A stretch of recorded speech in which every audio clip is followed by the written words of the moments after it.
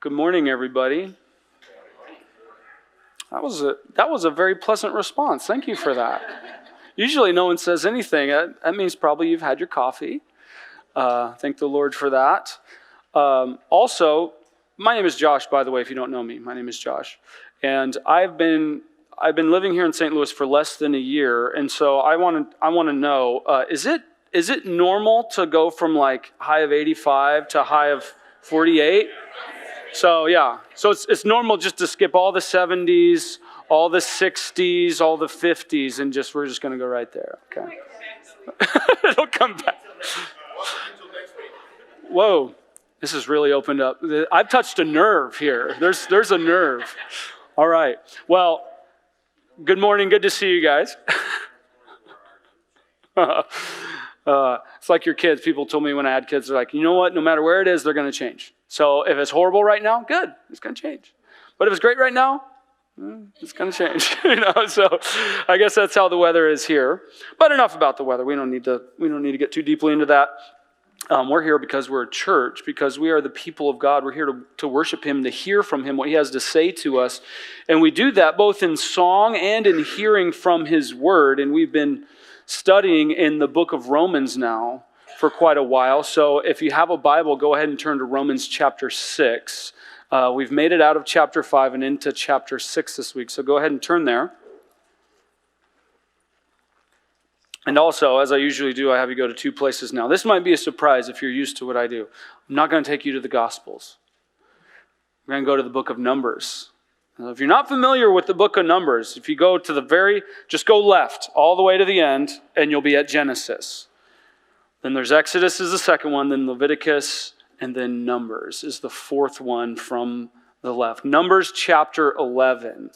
We're going to go here to sort of tee up this conversation where the Lord wants to speak to us. It says this. Well, actually, before I read it, a little bit of context. So the way that it's gotten here is the people of Israel were slaves in Egypt for 400 years. God's people were enslaved in Egypt for 400 years. And God sent them Moses as his representative to deliver them out of Egypt. And there's all these plagues that happen because the Egyptians won't let them go. And so they finally let them go, and they make it to the Red Sea, and they're cornered between the Red Sea and the Egyptian army, and God parts the sea, and they walk through. And then they get on the other side of the Red Sea, and they're in the wilderness. They're on their way to a land that God had promised their forefather Abraham centuries before. In fact, one of the things that God had told Abraham, He said, I promise I'm going to give you this land. But your people aren't going to get it for over 400 years. And He says, the reason He says is because the sin of the Amalekites is not yet complete. What He means is, well, I want to give you this land, but there's other people there. But they aren't bad enough for my judgment to come down on them. So I'm going to wait another 400 years before I judge them. I mean, talk about being patient. The Lord's like, I could give them judgment now, but they're not really bad enough yet. So I'm just going to let them get ripe, with their wickedness. Anyhow, so they're in the wilderness on their way to the land that God had promised Abraham. So we'll pick it up in verse, I think it's 4. Hang on here. Let's turn this around. There we go. Yes, verse 4. It says this. Now the rabble that was among them, that's among the people of Israel, had a strong craving. And the people of Israel also wept again and said, oh, that we had meat to eat. We remember the fish we ate in Egypt that cost nothing. The cucumbers, the melons, the leeks, the onions, and the garlic. But now our strength is dried up, and there is nothing at all but this manna to look at. So a little bit of this context. What's this manna that they look at? The manna is literally miracle food. Like, it doesn't grow on any plant or any tree. It just appears every morning. Like, what if you got up in the morning and you went on your table and there was just like food out there? You're like, where did this come from? And every day the manna would show up. And they're going, oh man, the leeks, the onions, it was so much more wonderful back in Egypt where we were slaves. We didn't even have to pay for the food. So there's this grumbling that they do. And as I was looking into this, I counted from the time that Moses comes to them in Egypt and says, God, the God of your fathers wants to deliver you. 14 times they threaten to go back to Egypt. They go, oh man, it was so much better there. Like one of the times they're like, hey, let's find a new leader and have them lead us back to Egypt. So there's this constant craving to go back to Egypt. What's the point? Well, think about it. God had shown them so many miracles. All the plagues of Egypt. I talked about them being backed up against the Red Sea. It parts. It closes over the Egyptians, decimates their army. Miracle food appears every single day. There's a cloud during the day and a pillar of fire by night to lead them. God is right there with them all the time. And yet they're like, no, we want to go back to Egypt. The point is this. You ever hear the saying, I guess the saying would go like this. You can get the people of Israel out of Egypt, but you can't get the Egypt out of the people of Israel. You might say, you've heard that saying about other people. Maybe for me, it's like you can get Josh out of Oregon, but you can't get Oregon out of Josh. You're going to start seeing the flannel. I was actually really excited when it was cloudy the other day. I was like, this is so wonderful. There's no sun. No sun. Oh, I feel it. It just warms my heart. The point in all that is this: we can cluck our tongue so loudly at people. We're like, oh my gosh, that's so ridiculous. But we are just like that too, right? Like what they wanted is they wanted to stay Egyptian. They wanted to stay Egyptian and then have God rescue them, but them stay exactly the same. I don't want you to change me. I don't want to have to actually become something other than what I am. I don't have to give anything up. I just want you to rescue me and give me the good stuff. Give me the promised land. I don't want it to actually affect me, though. And are we not like this? Are we not like this with the Lord, right? Jesus, I want to go to heaven, not the bad place. Jesus, I want you to give me a good job. I want you to rescue me out of whatever the situation is. But I don't want to actually have to have it cost me something. I don't want to change. I don't want to, lose a part of my identity. I don't want to have to move to another state. I don't want to have to get a different job or have to get different friends. The point in all we're going to be talking about, because Paul's getting at this in Romans chapter 6, is that new life in Jesus means death to our old life. We have a very, very hard time with this. We're wanting to carry over who we believe ourselves to be into this new life in Christ and have him as kind of like an option. Like when you buy, I've never bought a new car, but I've heard there's things called options, right? You can get the low-end model that doesn't have air conditioning and has crank windows or whatever, and then you can get the one with the Bose quadraphonic sound and the heated seats and the auto lift gates and all that sort of stuff. We want God as our options package, but we want to control the car. We want it to be this kind of car, right?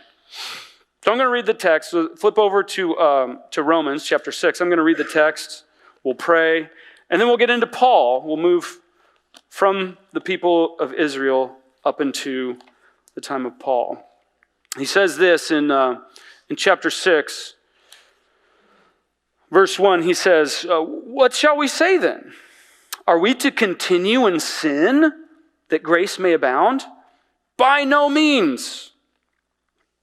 How can we who died to sin still live in it? Do you not know that all of us who have been baptized into Christ Jesus were baptized into his death?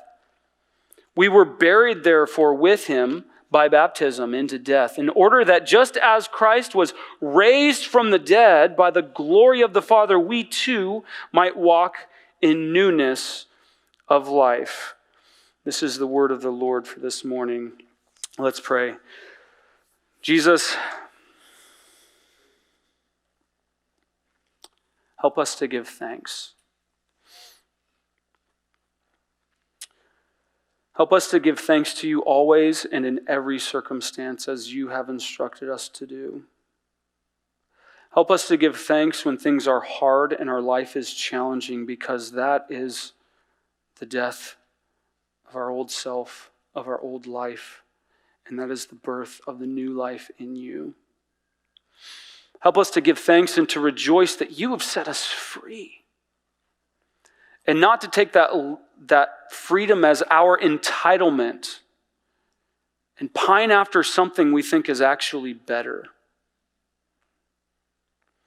Help us to listen to you now. Would you take what's in our hearts, what's currently there, what's been thrust in there by the irritations of the morning, the noise, the news, whatever it is of the week, the things that encroach into our hearts and crowd you out. Would you clear all of that out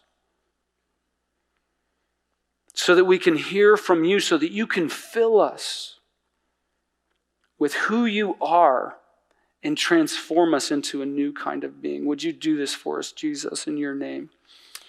Amen. So Paul has been talking in Romans in chapter 5. That is still very hot. This is a very efficient mug, this Yeti. I've been trying to drink it the whole time. It's very efficient. Anyways, so in chapter 5, I'm not going to go back and review the entirety of Romans, but in chapter 5 particularly, one of the things that Paul lays out for us is who we are. Like when we come to God, like what we're bringing to the table and what God is bringing to the table. And so he mentions things about us, like for example, in verse 6, he says, while we were weak, Christ died for the ungodly. We're weak and we're ungodly. So we're like, okay, if we're level, it's like, okay, weak, ungodly, okay.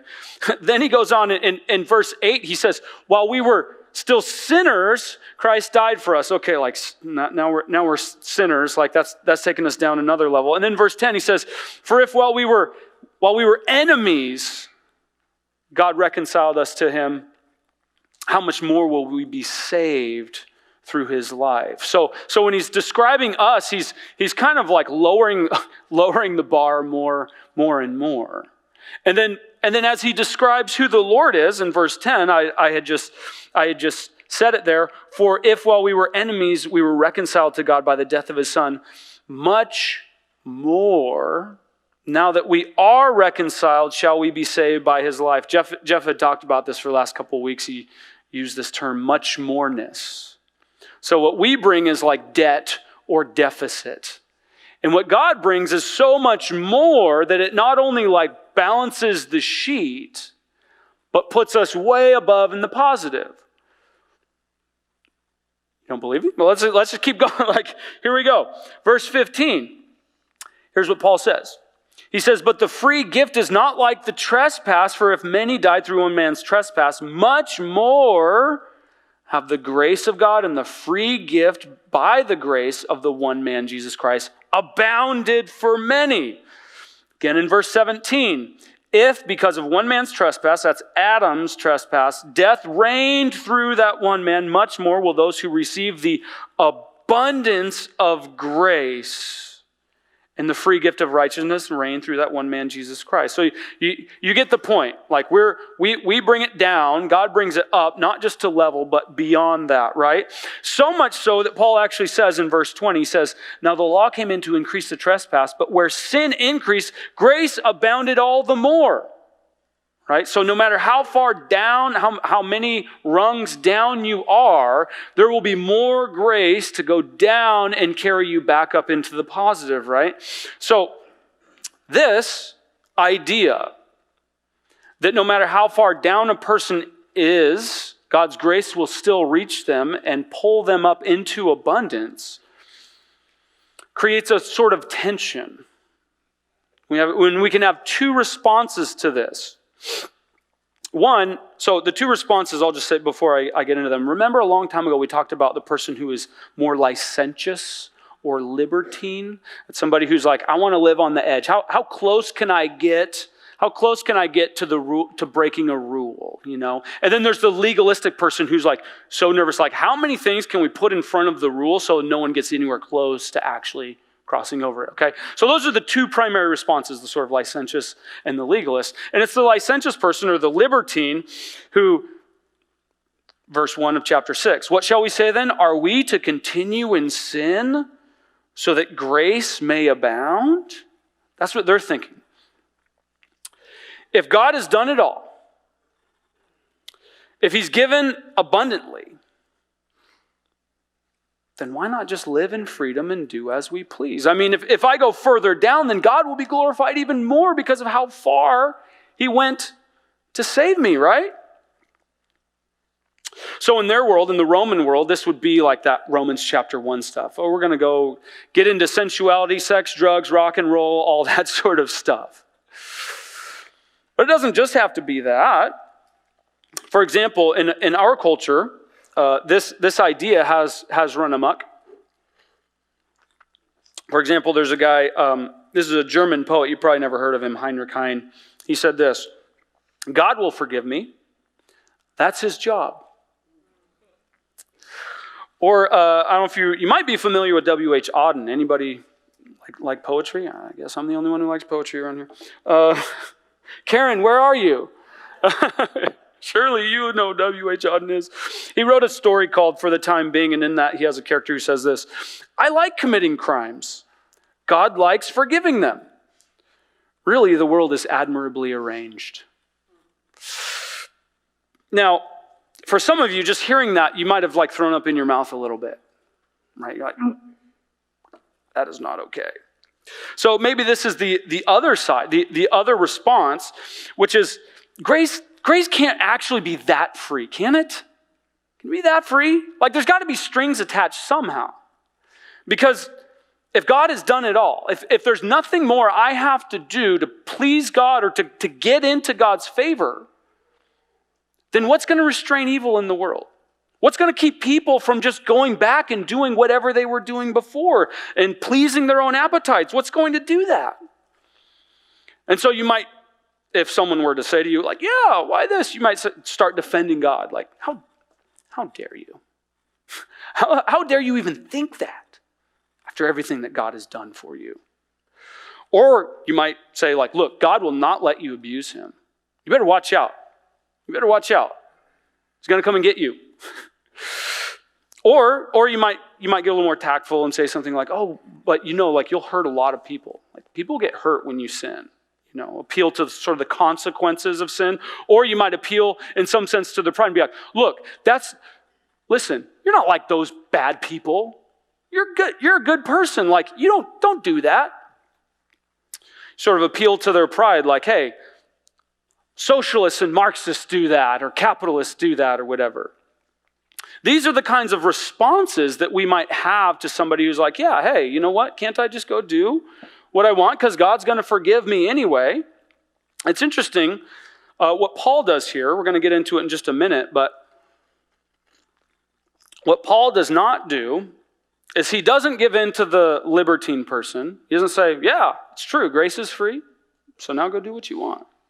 But he also doesn't backtrack and say, well, grace isn't really free, see, because there's all these strings attached. Once you're in, then you've got all these things to do. He actually doesn't do either of those things.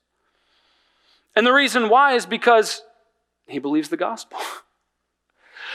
So we're going to hit pause on the Bible study and just talk about the gospel here for a minute. Because in our culture, we tend to have a particular view of how this works. We think there's the religious people, and then there's the irreligious people, or the religious people, the secular people. And the religious people are the people who are hey, I recognize I'm not my own God, and so there's a bunch of things that God expects, and I do those things. I do the good things. I'm not like those immoral people who don't do the things that God says to do. And so I'm on the side of God, I'm on the side of good people because look at my life, look at what I do. And then you have secular people who go, hey, look, you say I'm immoral, but I actually say the same thing about you. Because a good secular person isn't just hey, I'm doing whatever I want. What they tend to believe is hey, I believe in freedom. People should be free to be who they are. People should have a degree of freedom to actually express themselves and live their lives. I mean, this is America, after all. It's the land of opportunity.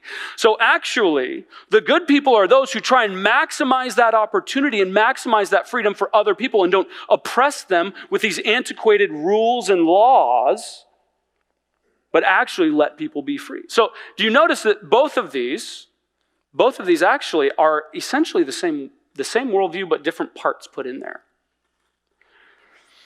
Both of them, the secular perspective and the religious perspective, displace God at the center and put a list of things to do in there.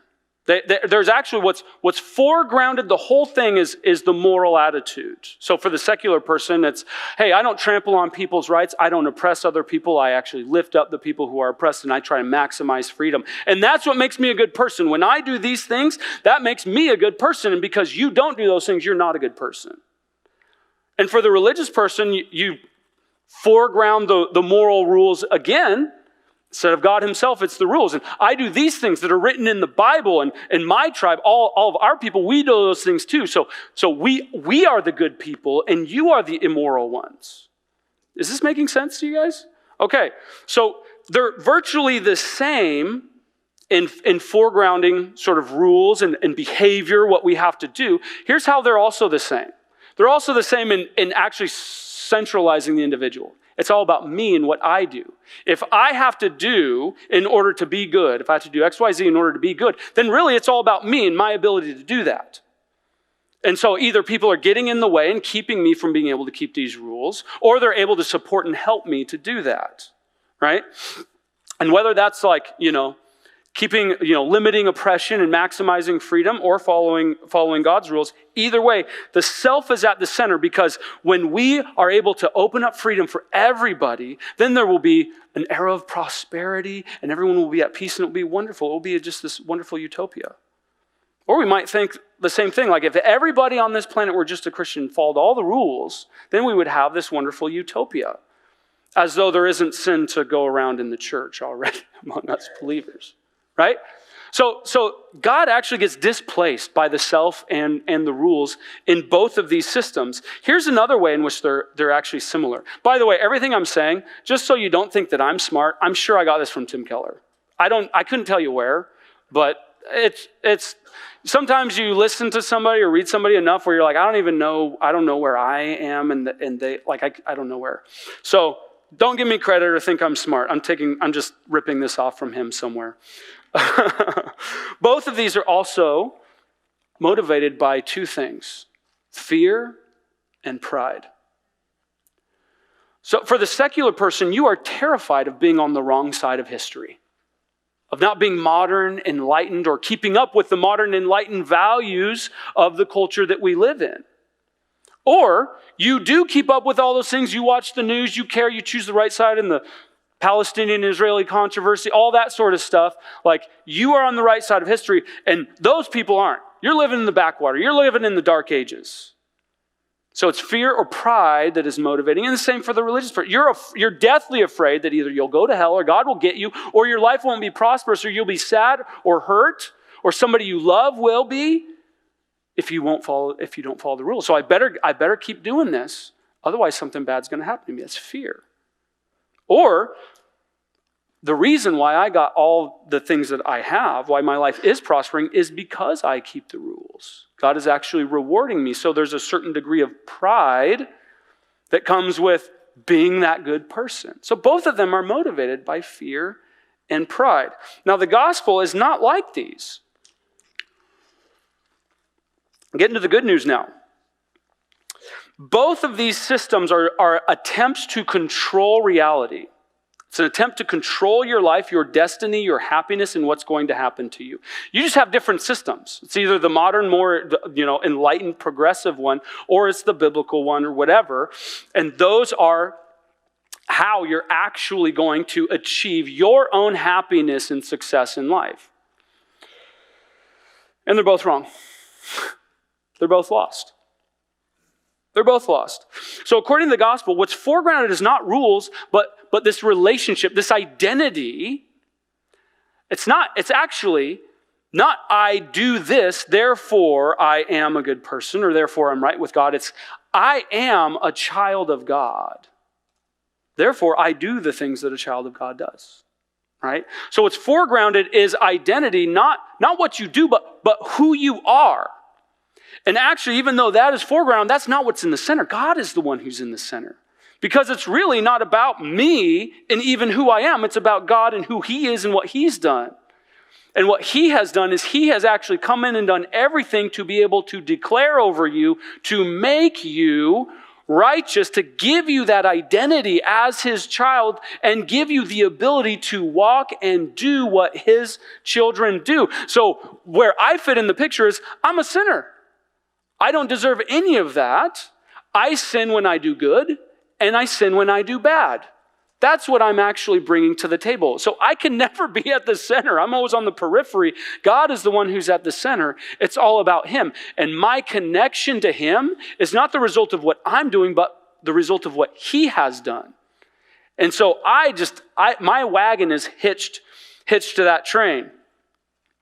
The other thing about it is that it's not motivated by fear or pride.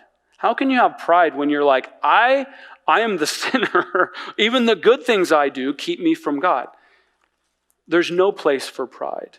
And because God has already done this for you, there's no reason to fear because He's already shown you all this favor before you did anything good for Him. So what is it motivated by instead? It's motivated by love. Because a God who would come and do all of this for me, the sinner, the one who doesn't deserve it, I want to be with that God. I want to know that God. I want to love that God. I don't want to disappoint that God. I want to respond. I would never want to hurt Him. So the gospel is very different from either religion or irreligion. I hope you guys, is this clear? Okay, I hope it's clear. So this is why Paul doesn't capitulate to the licentious person, nor does he walk it back for the religious person. He doesn't appeal to pride or fear to try and motivate the will to do what's right. He doesn't do that. What does he do instead? Let's go back and read verse 1. What shall we say then? Are we to continue in sin that grace may abound? By no means. No way! How can we who died to sin still live in it? Do you not know that all of us who have been baptized into Christ Jesus were baptized into His death? Pause right there. So what Paul is saying is, sin? Of course not. Are you crazy? Why would you do that? And his logic, his reasoning is, that isn't who you are. He doesn't say, oh, don't do that because something bad will happen to you. He doesn't say, don't do that for any of those other reasons. He says, that's not who you are. You're not an Egyptian anymore. You're one of God's kids. That's what he's saying. It's not who you are. By the way, this whole licentious and libertine versus legalist, that we're all both of those, by the way. It isn't just like, oh, these people fit in this category and these people fit in this one. I kind of turn it on and off like a switch, you know. Like when you're going to buy or sell something on Facebook Marketplace and you're trying to squeeze to get that extra $10 out of it, you know, whether it's like knocking down the price or like jacking up the price or whatever. Yeah, that you're kind of like fudging with the rules there. Or when you fudge your taxes a little bit, you know, to try and get a little bit more of a break, or maybe when you're going to apply for a job and you pad out your resume, make it sort of manipulate people's perceptions so that you seem more like an expert than you really are, so that you can get the job. Or when you go out and buy things that you really don't need to feed an addiction that you haven't identified as an addiction. We all got that licentious part of us that's like, hey, life hurts, I'm going to go do whatever. And then we have our excuse for it. That way of being the libertine, that way of saying, hey, I'm going to go do this, that is actually our way of going back to Egypt. In Paul's language of chapter 5, that's going back to Adam. Remember, there's these two realms. There's the realm of Adam that's ruled by sin and death and destruction, and you're in that world. He's saying, you're going back in there. That's what you're doing.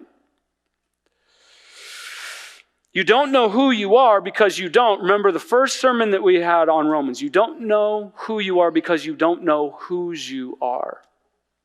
What Paul says is you have forgotten. There it is in verse 3. Do you not know? You don't know. You have forgotten whose you are. And here's the illustration he uses. Your baptism. You're baptized into Christ, into his death. And just take a moment and pause and think about baptism. It's symbolizing, you go under the water to symbolize a death that has occurred. And you're pulled up out of the water to represent a new life that has happened. And what he's tying that to is like your death is paired with, united to the death of Jesus. And because you're united to him in his death, you're also united to him in his life. Now, I can't get too deeply into this because we got like two more sermons. Like the next few sermons from chapter 6 are all about this, and I don't want to say to give too much away. But I will say this, look. Paul goes back to identity. When he says there's this issue, it goes back to you're not who you think you are. To the libertine person or the one of us who's like thinking about, fudging the lines a little bit. But also for some of us, we're like, dang, that's not very satisfactory, like pointing someone to their identity. Like what if your kid is not behaving well and you're like, listen, don't you know your identity is in Christ? Like we want to give them rules. We want to give them consequences. We want to tell them what to do. Give them directives. Paul, come on. Don't let them get away with that. Just tell them no, no, no, no, no. But he doesn't do that. And for those of us who might feel like, dang, he really should, like you're really giving people too easy of a way out. When we do that, we're starting to fall into this sort of legalist side of things. So maybe you're not the one with the shopping addiction. Maybe you look down your nose at the people who do have that. And maybe you're not going out and buying a brand new car because you're having a midlife crisis and you're losing your hair.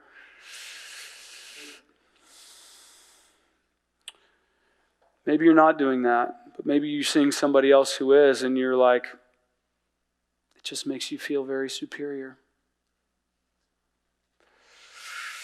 Or maybe you're just very aware of the things that you're sacrificing in your life right now, things you're giving up.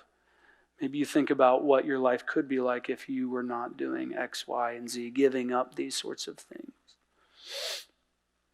See, for the person who's, you're veering on the legalist side of things, the way the legalist person is going back to Egypt is by keeping score. Constantly keeping score. I should have this. I keep on losing out on this. I keep on missing out on this. I keep on sacrificing this. Oh, and those people, they're doing that. Like, I don't do that. I don't do those sorts of things. This scorekeeping. That's your way of going back to Egypt. That's your way of saying, oh, the leeks, the onions. For all of us, if God just, here's the thing to remember. If God just wanted a tidy world, he would have made it impossible for sin to enter into the world.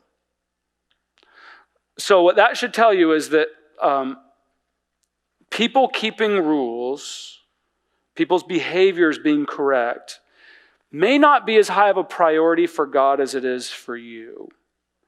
Or at least that's not, the way that you're going about it is not his way of going about it. See, what we often think is that, well, everybody is just subject to discursive reasoning. And if we could just convince people that this is good and this is not, then they will always do this good thing. Let me tell you, how often does that work? Like maybe 1 out of 100 times, you can actually reason someone away from the bad and into the good. And the reason is because the problem isn't just your head, it's your heart. It's not just your will. It's not just that we're weak-willed. So that our heart doesn't want those things. And God knows that, and that's why he says, look, I'm not just giving you rules to follow. We've done that back at Sinai, and it's been over 1,000 years, and nobody has actually been able to do it. What you need is to be an altogether new kind of creature who can do this from the heart, and that only happens from being united to Christ. He wants new creatures with new affections and a new love that is birthed by being united to Christ. And these affections and desires, as they are aimed towards the Lord and satisfied in the Lord, produce in us a desire to actually do the things that he asks us to do and to do them with joy. That's how it's supposed to work. So for the libertine, going back to the trough of sin, or the legalist going to the trough of scorekeeping, that's not who you are. Just want to say that. If you're following Jesus and you're worried about keeping score, that's not who you are. If you're following Jesus and you're thinking, man, life was so much better when I was doing whatever else, that's not who you are. That's what Paul is talking about. That's the whole thing. And so for wherever you are on this, the application is the same for all of us. Look at your baptism. Right? We're gonna close with this. Now, if you're following Jesus and you haven't been baptized, you don't have a baptism to look at, I want to talk to you. Like, you need to get baptized. You just need to get baptized. Oh, and by the way, that like nice cozy little corner over there, that's where I'm going to be after this. We set that aside for whoever is speaking to be there to hang out and to answer questions or pray with, talk with anybody who wants to. So just so you know, I'm not too busy. I don't have something else that I'm going to be doing. Come and talk to me. Let's get you baptized. So if that's an issue, let's talk about it. But if you have been baptized, this is what Paul is getting at. Think about this, and he talks specifically about you have been buried with Christ. So let's take a moment and think. What does that mean that Christ was buried? Why did he get buried? Because he was dead. And why did he have to die? Why did he have to die? He had to die because of yours and my sin.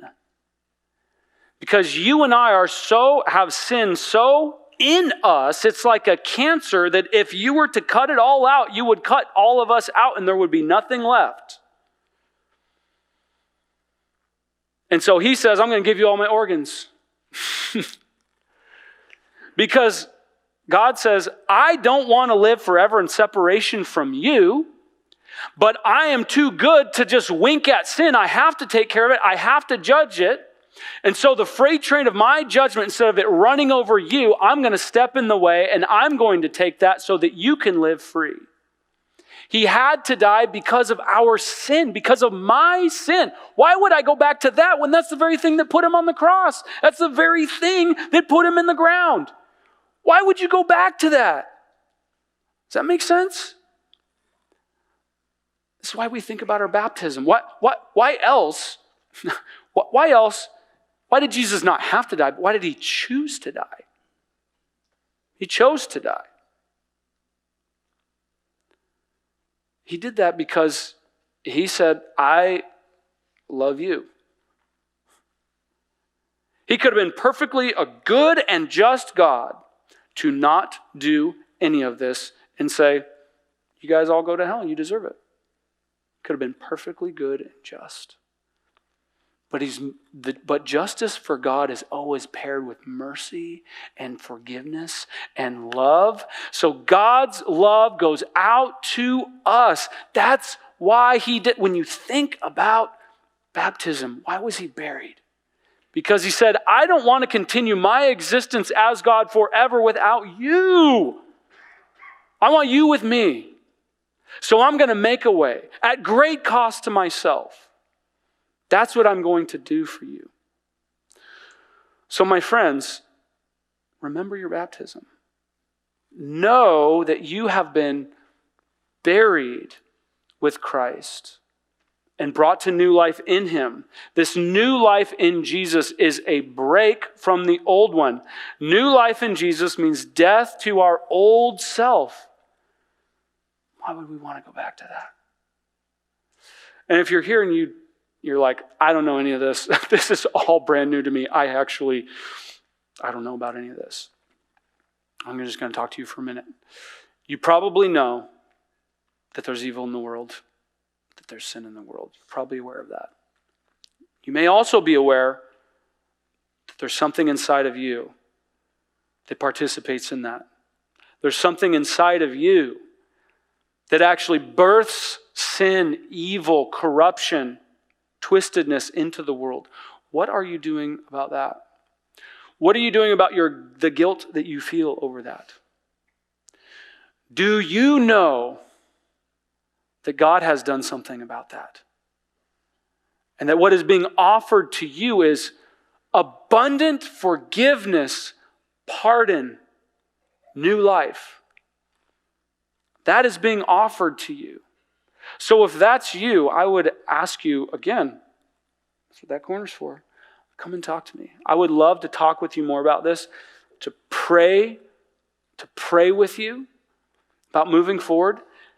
And I'll also tell you this, know that this isn't just a bolt-on option. It will change you. It will change you for the better.